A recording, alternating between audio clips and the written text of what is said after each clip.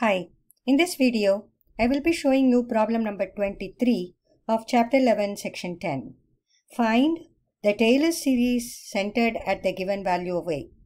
Find the associated radius of convergence.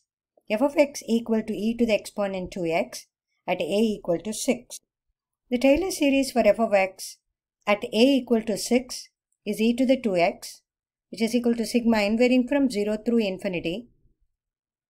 Nth derivative of f at 6, so a equal to 6, so that's the value goes in here, divided by factorial n times x minus 6 to the exponent n. So we are going to determine all the derivative values of f, first derivative, second derivative, third derivative, evaluated at the value a equal to 6. So we will create a table for that. So if we expand the terms, it will be f of 6 plus f prime 6 over factorial 1 x minus 6 to the power 1 plus f double prime at 6 divided by factorial 2 x minus 6 the whole square, and it goes like that. So we will plug in these values from the table.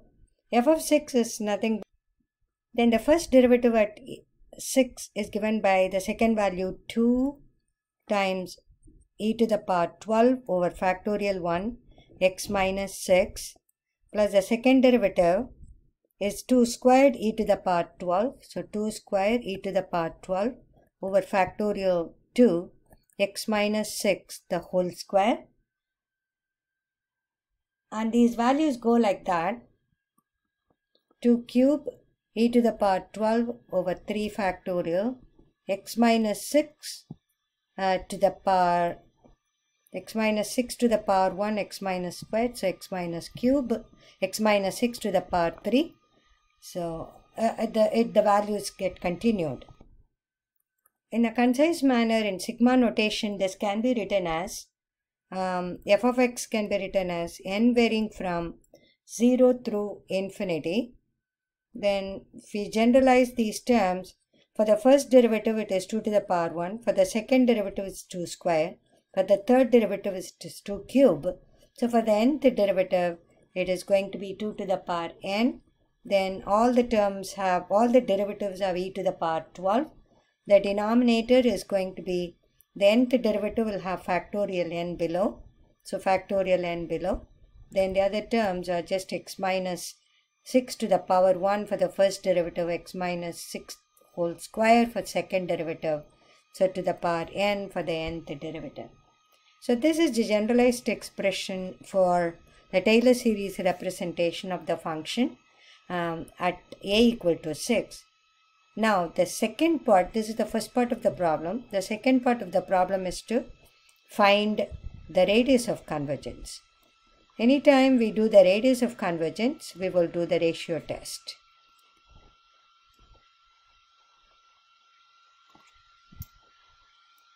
So apply the ratio test. So it will be limit n approaching infinity, absolute a n plus 1 over a n is what we need to determine. So what we see here in this one is the nth term. So this will be our a n. So if you change the n to n plus 1, then we get the n plus first term. So this becomes limit n approaching infinity, absolute 2 to the power n plus 1 e to the power 12 divided by n plus 1 factorial times x minus 6 to the power n plus 1. Then we are dividing by a n, so that will be this term, the 1 a n that we have here, where the numerator and the denominator get flipped. So it is factorial n times factorial n divided by 2 to the power n e to the power 12 x minus 6 to the power n. So now we are going to simplify these.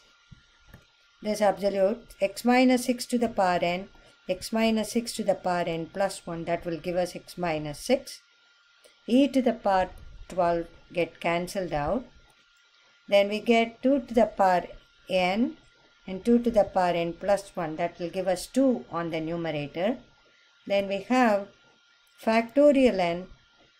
This n plus 1 factorial is after all factorial n times n plus 1. So we can cancel these two and write here n plus 1. So ultimately we get limit as n approaching infinity. Whatever we have in this one is 2 times absolute x minus 6 divided by n plus 1. Clearly, whatever be the value of x now, because we have n plus 1 below as n approaching infinity, any value divided by infinity will become 0 for every value of x, for all x, which is clearly less than 1. In the limit, in the ratio test, if L is less than 1, the limit is less than 1, the series converges. So we have the series here converges, the series for f of x,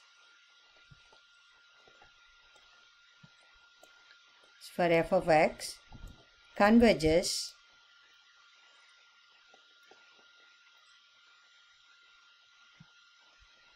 for all x. This means the radius of convergence